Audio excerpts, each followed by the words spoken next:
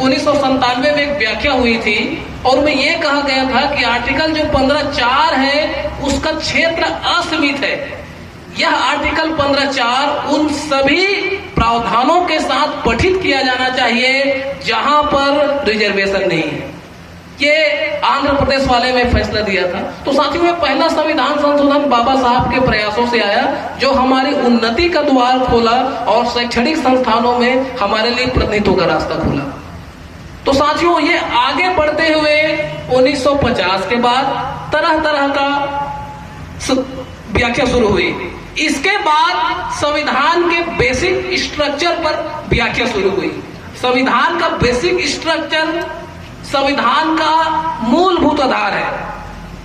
संविधान का basic structure मतलब कार्यपालिका, विधायिका, न्यायपालिका का पृथक्करण सिद्धांत, संघीय स्वरूप, संविधान की सर्वोच्चता और संविधान का आधारभूत मूलभूत कॉन्सेप्ट। ये संविधान का बेसिक स्ट्रक्चर है और इस संविधान की बेसिक स्ट्रक्चर में 1951 के बाद पुनः व्याख्या शुरू हुई।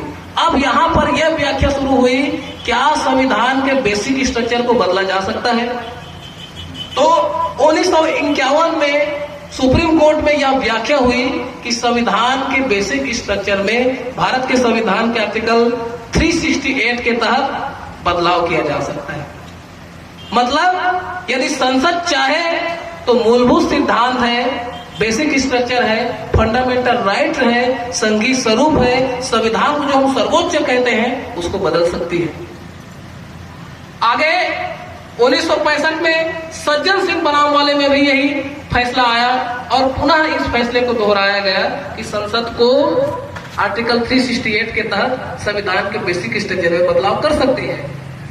लेकिन 1967 में एक बड़ा बदलाव आया और आगे सुप्रीम कोर्ट ने पुनः बेसिक स्ट्रक्चर पर व्याख्या देते हुए यह बात कही कि संविधान के बेसिक स्ट्रक्चर को बदला नहीं जा सकता क्योंकि जो मौलिक अधिकार का कॉन्सेप्ट है वह श्रेष्ठ है और यह स्थिर है।